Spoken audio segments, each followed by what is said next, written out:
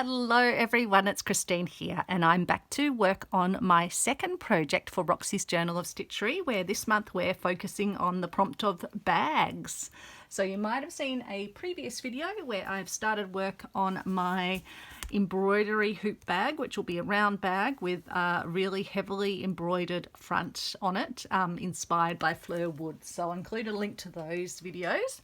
And this project is going to be making use of my hand painted resist dyed fabric that I made a few weeks ago, and I've got so many lovely bits of fabric, all different versions. See, this one I love. I just think it's amazing, even though it's quite pale. I just love the patterns. This one, which was more of a clean-up cloth, another one with the leaves but in a lighter colorway, birds, all sorts of fabulous patterns.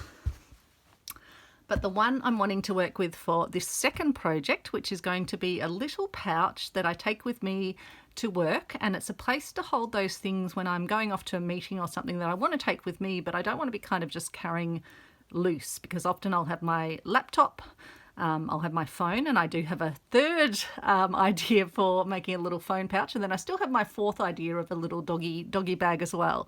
But this pouch will be something I can take with me, put my tissues in, put my hand sanitizer, put a pen, maybe a little small notebook.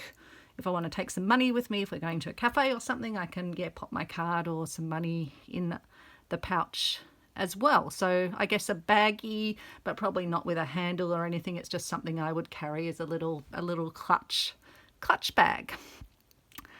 Now, I've seen a lot of people make pouches and use zippers, but they tend to follow a particular method. Now I'm going to do something that's probably a little bit unorthodox, but I'm pretty sure it's going to work, and I thought it just might be a simpler way for those of you that want to hand stitch and that haven't worked with zippers before, because I haven't actually ever made a pouch with a zipper. I've had something in my mind that makes me think they're really hard to do or something, so I just haven't actually done it before. So I figured this might be a bit of a useful video if you're wanting to make a pouch with a single piece of fabric rather than whole lots of cut bits of fabric. And if you don't want to bother kind of having to work separately and turn things inside out, etc., this is, I think, going to be a pretty straightforward construction.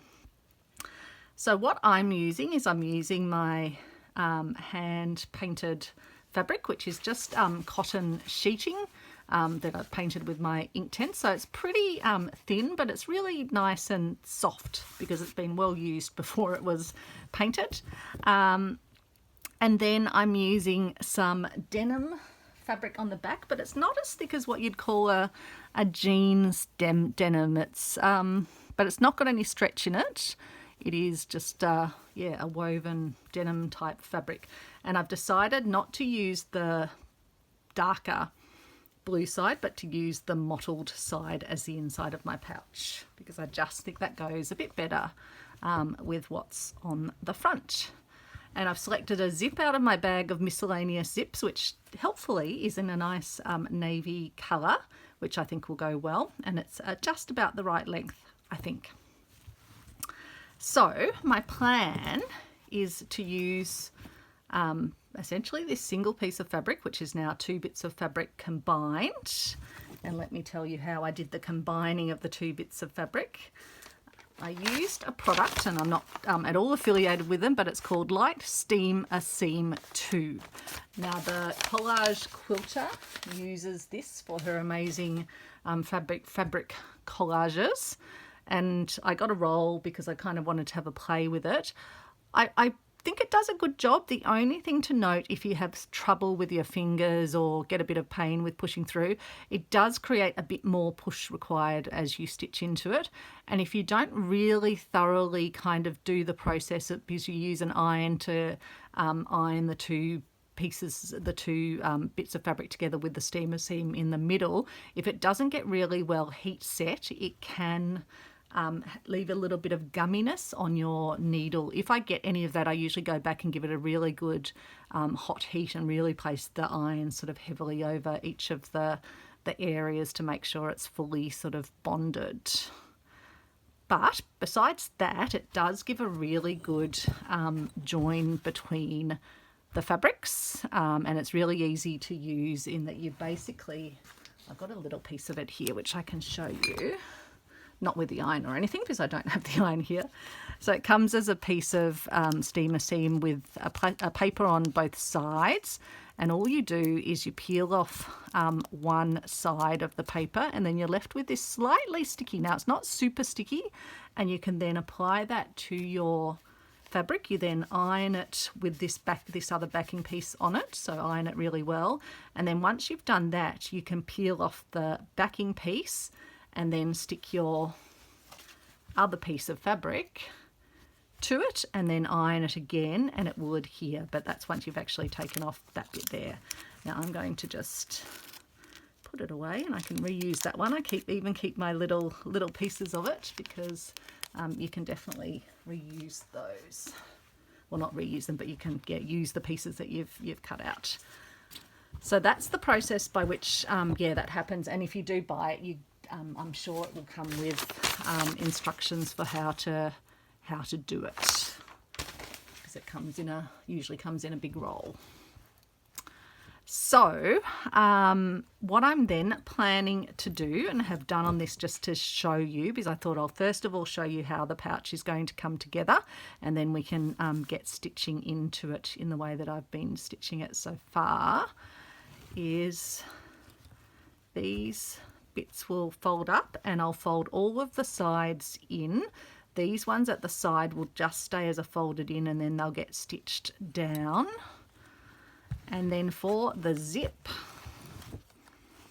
I'm thinking the zip can then be stitched on to this folded down edge like this, and then I can stitch it to the other folded down edge. And I think I can do that quite happily, even without, like with the pouch just folding up like this. And then the last thing that I will stitch together will be the two sides, because I've heard that when you do stitch a zip in, it's best to have the zip open. So I'm pretty confident I'm going to be able to get both sides of the zip stitched in, and then stitch up the sides of the pouch, probably using the ladder stitch, which gives a pretty invisible join, but I'll use a really strong a really strong thread for that. So that is the plan. Hopefully that makes sense. But yeah, I'm thinking this will work. If I'm worried about these raw edges, I was pondering that I could put some ribbon stitch ribbon over them, but I think by the time the two edges are folded in on each other and stitched up, I don't think that's going to create any issues at all.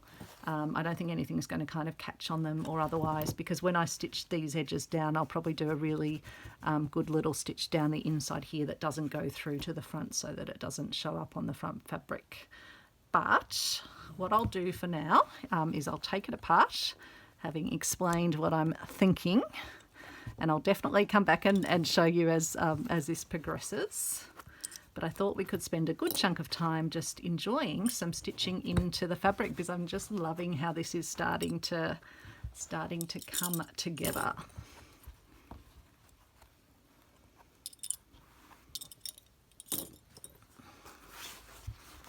So what I'm using as my thread is this Mako cotton from Orifil, which I just love, number 12, and it's just a pale blue, but almost a bluey grey, and I'm just finding it's just adding a beautiful illumination to these leaves. And originally I was thinking, oh, will I try and stitch exactly around the leaves, but then I decided to stitch around the outside just so it sort of accents the leaves but still leaves them with all those lovely little knobbly pieces that came, because I used actual leaves in the resist dyeing or resist painting of this piece. And I think by doing that little running stitch around them, it kind of gives that Japanese look to them, but also gives a sense of them moving in space I think the paint already does that, like gives a sense of wind or something, but the little stitches I think just adds to it really, really well. So, and what I'm doing as I travel around is if I need to sort of travel around between leaves, I'm just stitching along the edge, because I figure again that will just help hold everything together when I start to put the pouch together. So where will we pick up?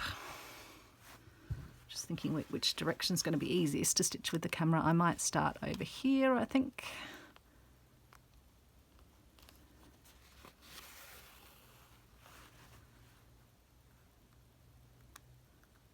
Now let's get myself a bit organised. So what I'm usually doing is just doing an in and an out in a single stitch.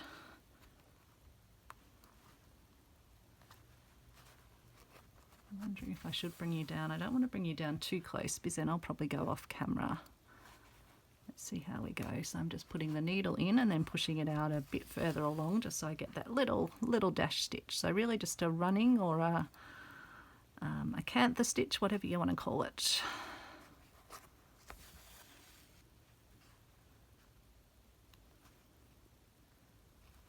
And it doesn't have to be super precise because it's just the kind of massing of all the stitches coming together that gives the effect.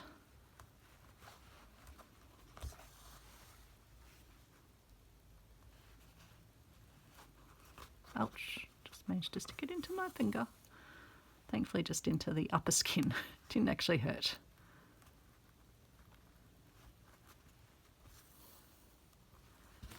Okay, so at this point, because this will all be sort of being folded in anyway, I'm just going to stitch up and around the edge of the fabric. Sorry, just trying to get my needle in without stabbing myself. It's always hard just at the corner.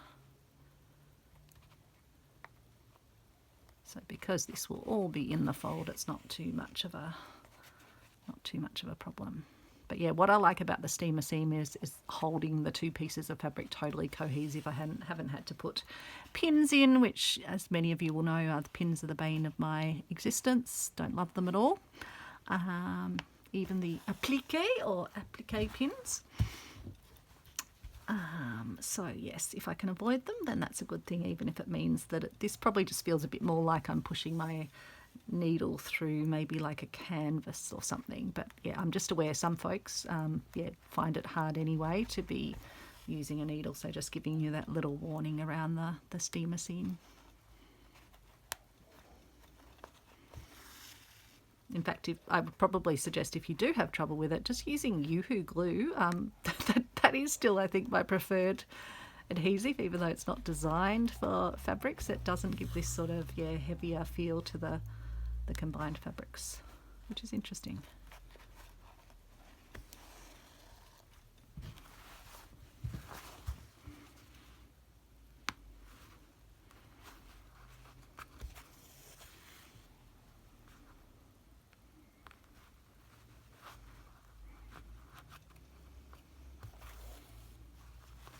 Oops, we'll just caught a thread in there. Now I realise when I get up here I'm going to have to decide. I think I'll just continue the thread over because I don't think I need to stop it even if it travels a little bit across the fabric. Again, I think it'll just add to the lovely sort of feel of the leaves moving. Now you could be stacking a whole lot of stitches again if you were probably doing this and if you didn't have the steamer seam there, it might be easier. So here I think I'm just going to travel myself over to this one, and then I'm just thinking, yeah, will I travel over to here, then we can travel around, and then we'd have to get to here.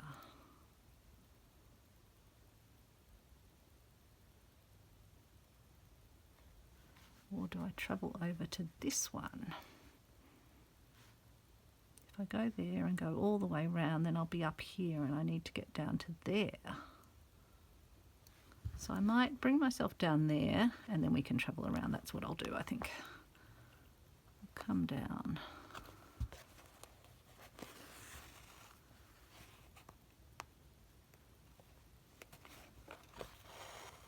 could tie it off on the back, but I think this will just add more visual interest to the piece.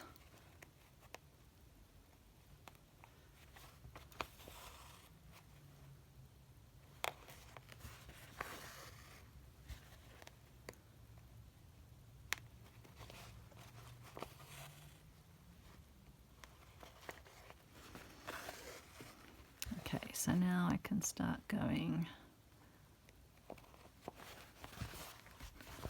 around. I just realised I wasn't doing my stitches the way that I had been doing them, because I was obviously still pondering and thinking it out in my head. I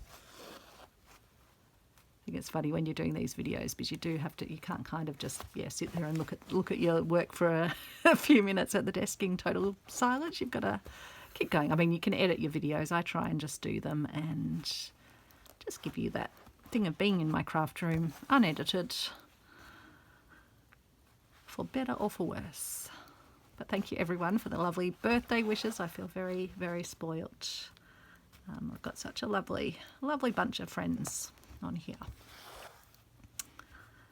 And a shout out to Betty. She was the one that said, oh yes, I'm looking forward to seeing all the projects that you have planned for this particular prompt. So this one's for you, Betty. And Peter, I was just, Peter from Scotland, I was just reading your comment, and yes, I do need to do the little demo of the mushrooms for the texture pieces. So I promise I will do that this week.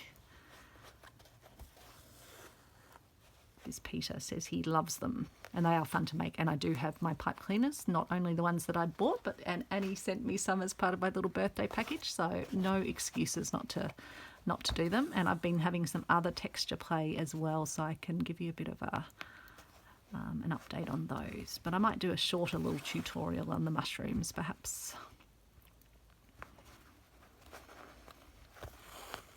Just too many good things to work on and not enough hours in the day. It's been a pretty busy week at work so far. What is it? It's tomorrow's Thursday, isn't it? So tonight we've got another Roxy video to look forward to. Probably be after my bedtime, but it's okay. It gives me something fun to watch tomorrow night. Again, it's just great seeing everyone's different takes on the project.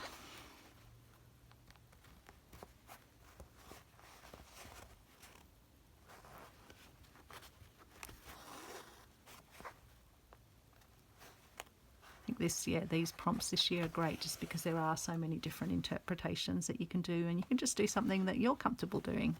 For me, doing the zipper pouch, but doing my own sort of take on it, that's a good little extension in my own practice.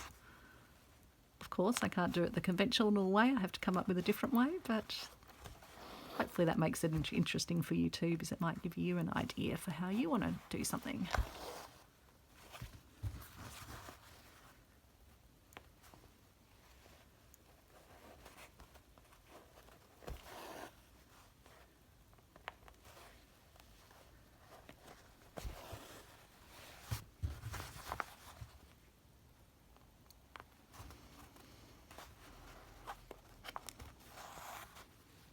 So this is where I can feel a tiny bit of gumminess on my needle. So I just get a bit of my lemon myrtle. It's actually like a room spray, but it's got some, I think it's probably got some alcohol or something in it, as well as beautiful lemon myrtle smell, and just give it a little clean.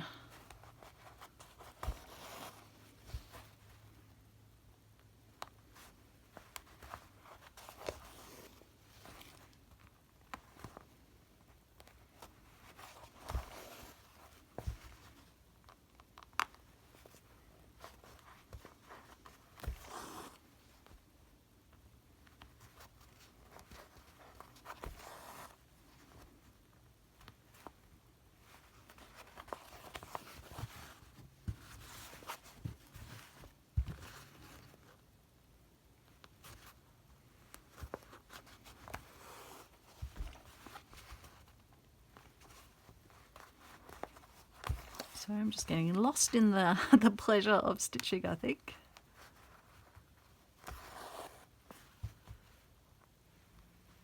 So do hope you're working on your own project, because this probably isn't super scintillating to watch, but hopefully it's just some nice company for you. Don't think I've have I? No, I haven't told you about our I think I told you about plans for our birthday lunch on Sunday. So we ended up going to Healesville. It was raining quite heavily, so glad that we kind of changed our plans from Phillip Island, where we would have been eating outdoors, because that would not have worked. And we went to Innocent Bystander, which is a sort of a winery-based restaurant, but in the sort of the main street of Healesville, which is a beautiful little town up in the mountains, well, the sort of the hills really. And had a lovely lunch in their dog-friendly courtyard. Because it was raining, there was no one else there. They almost weren't going to have it open, but I said, oh, well, I've got a booking with our dog, and we've got our dog with us, and they're like, okay, we'll open it up for you.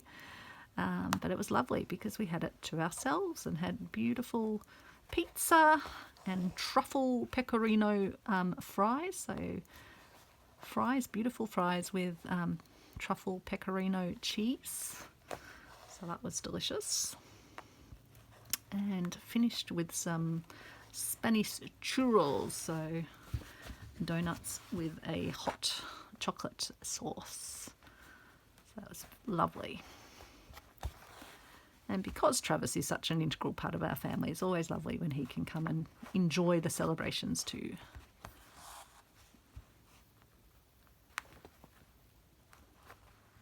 And so it was really just that sort of, light rain. It wasn't hammering in rain or anything like that. Otherwise, it could have been a bit of a problem in the courtyard. It has a sort of a cover coming out from the building, but part of the courtyard's open. But we were, well in the covered area from the building. And it was only just as we're about to leave that another family arrived with their dog. So they were about to have their own private dining experience. But the food was really lovely. We'd happily go back there again, and anywhere that welcomes Travis, we'll be loyal to them.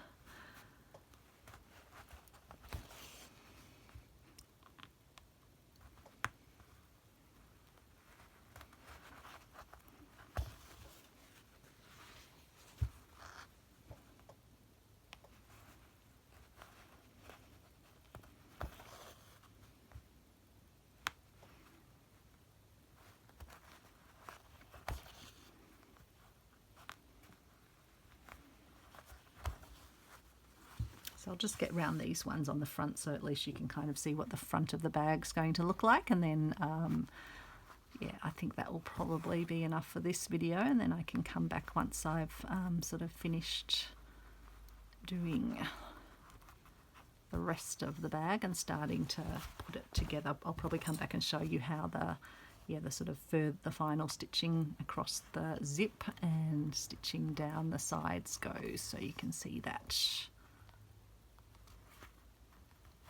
I don't think it's going to take too long, but obviously I don't want to make you sit through an entire process. I was about to start stitching through. I was about to stitch all the way around, but no, I can actually go around the leaves.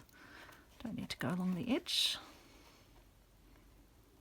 Okay, let's get back into our rhythm of the stitching. And I'm not worrying too much where I can't quite see where the leaf is. I just sort of broadly follow the gist. So that's kind of the nice thing about this resist dyeing. In some areas it totally resists, in some areas there's a bit of paint seepage,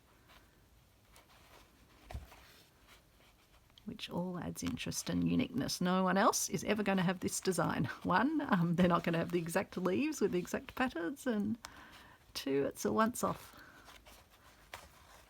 Unless I turned this into scanned it in and then printed it, but even then it wouldn't have all the intricacy.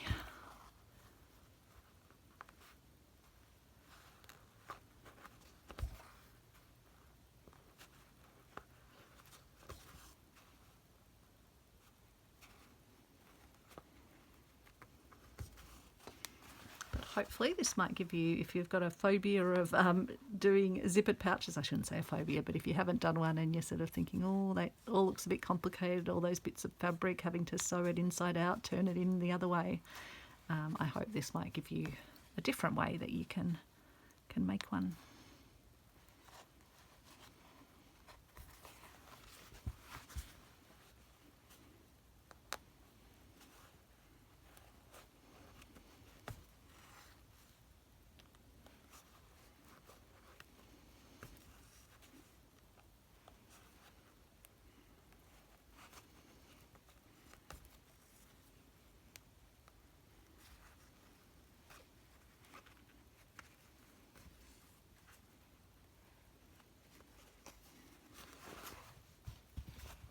And then I might just go down this edge.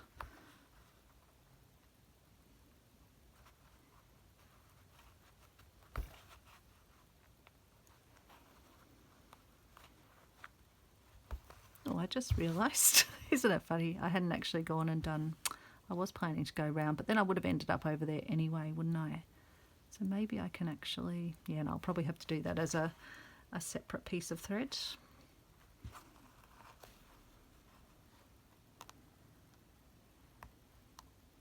But I will show you how to actually, if you want to tie off on the back pretty invisibly, I'll show you how you can do that too. Do that now. Not that it's going to matter on the side here because this will be folded in, but if I did want to tie off invisibly, I'd pass my needle back through the fabric and put a little knot in place, and you could always do a second knot if you wanted. And then I just sort of put my needle through some of the back fibres, not through to the front, and I pull my thread through, pull it really tight and let it sort of concertina up inside the fabric, and then cut it off close to the fabric, pull it back, and you'll find the end just gets secreted into the fabric.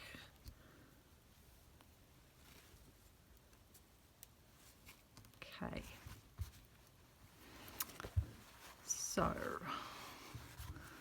I was going to finish this area, so yeah, we still need to go up around there, and then we've still got to do those. So we'll just do those two first, and then I can always, actually I'll do those two first, and then we'll see where we go. We shall see.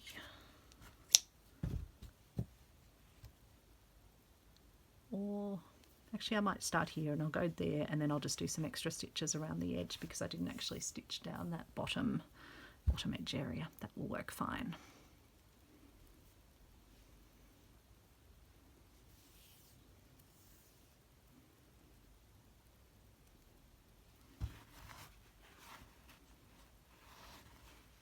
So I might just secrete my little knot under another stitch.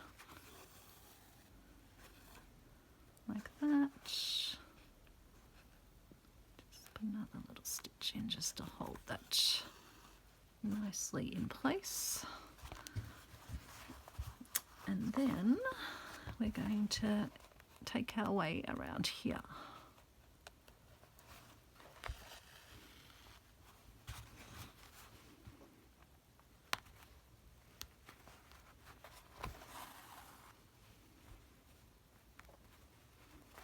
And you of course could do just like random seed stitches or knots or something else if you wanted, but I just thought that this would really amplify the beautiful shapes of the leaves. Oops, catching on my desk. Got too long of a thread.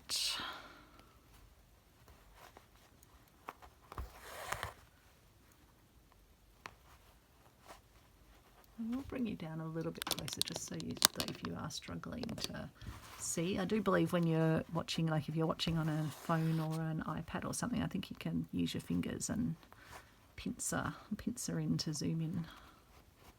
Not sure if you can do that if you're watching YouTube on the TV or the television. I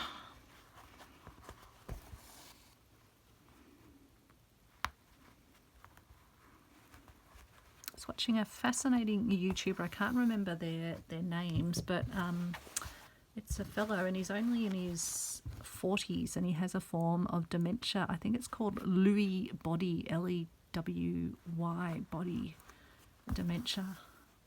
I've only watched probably the first few episodes, but it's just amazing watching him and his wife, and just the humour they can bring to something that's just such an incredibly challenging experience.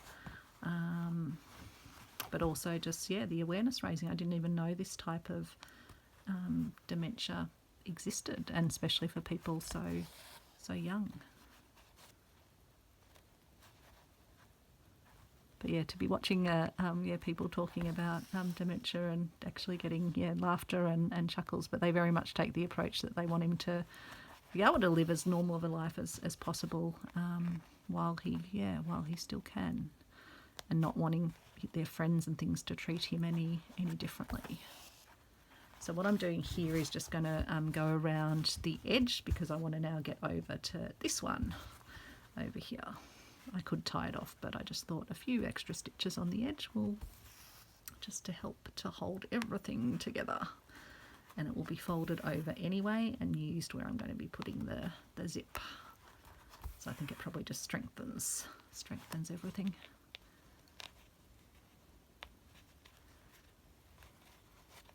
I think what else interesting I've been reading or watching lately. I was watching Annie Claxton, Arty Farty Annie. She's is focusing on her health and well-being, sort of getting herself back to a place where she is feeling happy and healthy in her body. And it's just amazing, all the community that have rallied around and said, yep, we feel the same and we want to do the same. I've definitely been reflecting a bit on my own rather naughty habits. I'm a bit of a snacker. I love salty, crispy foods. And I realise sometimes at home, and I do work from home most of the time, it's just too easy to be able to walk downstairs and get something from the pantry. And sometimes I think I snack not because I'm actually hungry, but just because I can. Thank you, Annie. You've given me a prompt to kind of think about that. And so today I was really mindful. At one point I was like, I'll just go and get some chips. Nope. I'll go and get myself a cup of tea. I'll leave it half an hour, and then see if I really think I need some chips. And nope. Got through the afternoon without going and raiding the pantry. I think I do okay on the exercise front because I have Travis that requires and demands his 3 walks a day. So,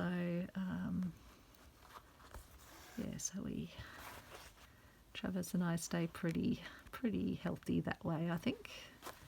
And Travis gets extra walks with Alex as well. Mine are pretty brisk walks. So I'm a fast walker. When I walk, it's sort of, I churn myself along. But it's funny, you can kind of get into bad habits food-wise quite easily, and then it just becomes the norm. And I've never traditionally been a sweet foods person, but I think, after Christmas and stuff, sometimes when there's things around, and Alex is a bit of a chocolate fiend, I think there's a tendency to, even have things that you might not normally have. And so in the evening you might want to have a little bit of something sweet. But I think if I can substitute that with a nice cup of tea and some stitching, I think the stitching, keeping your hands busy and keeping your mind sort of focused, that's a good thing. So just going to use it as an opportunity to reflect a bit on any little bad habits that might not be helping my overall healthiness. Because I think, the key focus for all of us is trying to stay well and healthy as long as we possibly can, so you can keep that quality of life that's so important. What did I see on the news tonight? I think one of the federal politicians was talking about Fanta, who had increased the sugar content of Fanta, which is like an orangey drink here in Australia. I hate the stuff. By 60% more sugar or something. And then they were trying to defend themselves, saying, but it's less sugar than we had back in 2017 or 2015 or something. But that sounds horrendous. It's one of those drinks that does put my teeth on edge. I've never really liked like those soft drinks, full sugar ones. I used to drink like Coke Zero, and periodically I'll have one of those, but they've got those awful artificial sweeteners in them. So yeah, I think if you can just drink plain water, or we have a soda stream, like a which just puts bubbles in the water, just have it very lightly spritzed. Not the way that Alex likes to spritz it, which is like so it's almost violent when he spritzes it, violent in the mouth, because it's so bubbly. I just like it very lightly buzzing. And so yeah, we usually just have either plain water or spritzed water with a bit of lime or a bit of lemon, and that's lovely.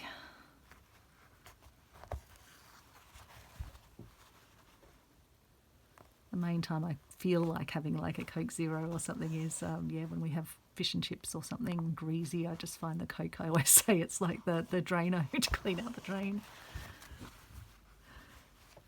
It's a bit scary, really.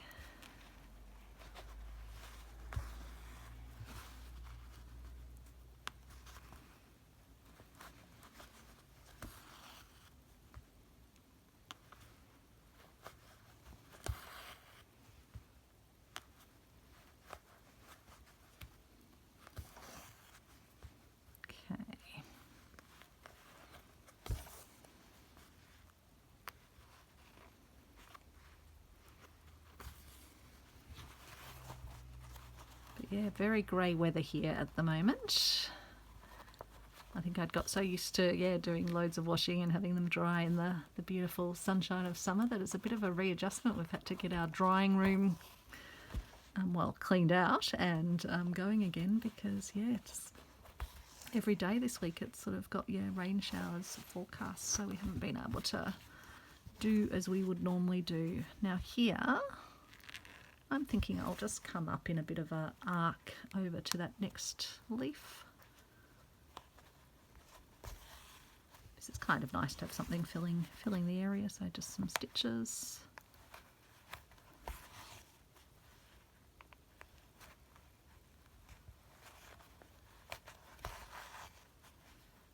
That stitch was a bit longer, but I might just take that one out. It does look a little bit too long. I haven't been worrying too much anywhere else. I probably shouldn't have worried about that one, but sometimes something just looks a bit out of place.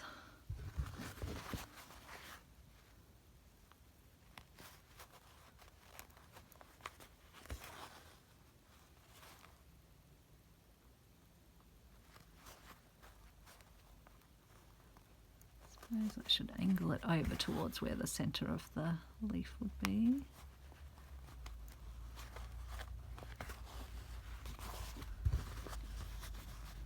And then I'll just go around the leaf. And then after we've finished this one, then I think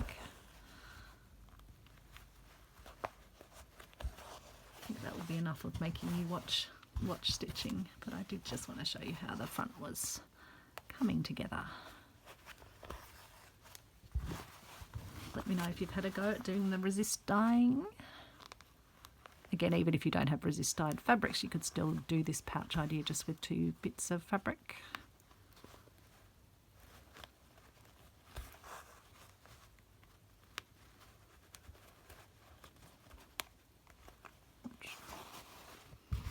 Or you could do a slow stitch style sort of scruffy front to your pouch as well.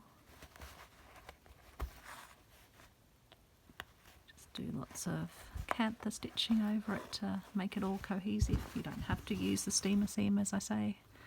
It's just an option there. It was perfect in this case because then I could just use the 2 whole bits of fabric and fuse them together. Oops, I just realised I was following up where the paint was, not where the leaf was. Totally getting carried away.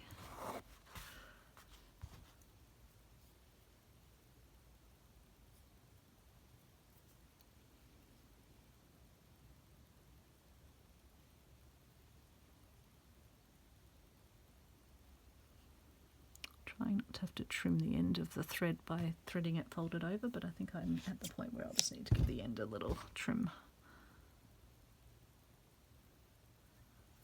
There we go. Okay, let's follow the leaf this time.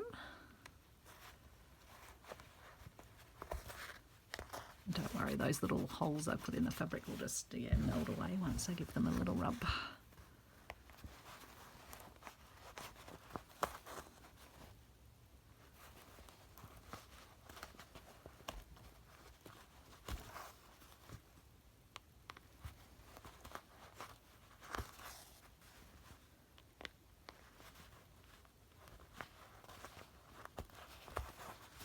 What's the weather doing where you are? I imagine some parts of the world are starting to warm up. You're coming into your more springy weather.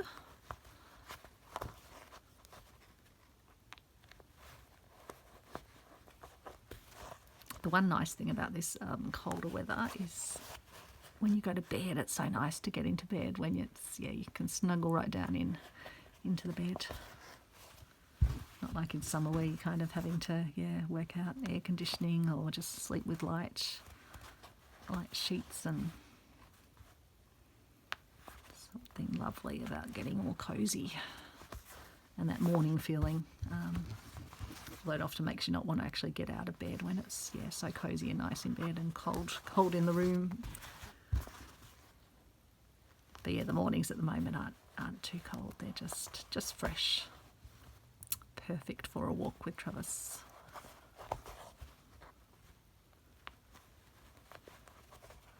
So I'll just finish this thread off and see how far around it gets me, and then I'll show you quickly what the bag will look like as in terms of the front.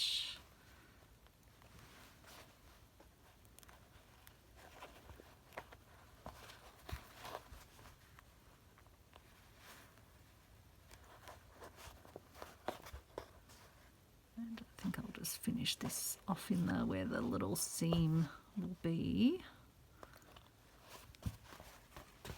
Well, not the seam, the bottom of the bag. I'll just secrete this knot in here.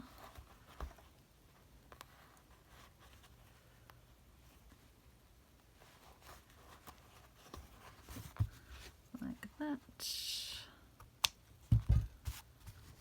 So, let's get rid of that thready bit from there. So that will be the front of the bag. Obviously I will finish stitching around this one and do the stitching around that, but I think that's going to look really lovely. I love this leaf which had this extra little growth bit on it, and I'll finish doing the back as well, and then I'll come back with you to once I will in between videos stitch down all the different the edges so they're ready, and then we can add the zip in ourselves, and then we can stitch the sides together, which I think is going to be doable. Now I could be proven wrong. And the other thing that I didn't say is when you do a zip, you also want to put a little, I'll show it just with the ribbon, but I'll probably just use some of my dyed fabric for it, is you want to have a little strip of fabric that goes across both ends of the zip and down into the pouch. So I'll need to do a little piece of fabric that can sit at both ends and go across there, but we can do that together as well, because that will be my first time doing it, and I can show you how I am approaching it and what I learn in the process. So I hope you've enjoyed that. I hope you've got some ideas, and hopefully you might have a go at doing some resist dyeing, or otherwise joining me in making this simple, well, I think it's going to be a simple pouch that you can use. You could use it in your handbag just to keep your bits and pieces together. So take care everyone, and I will see you soon. Bye.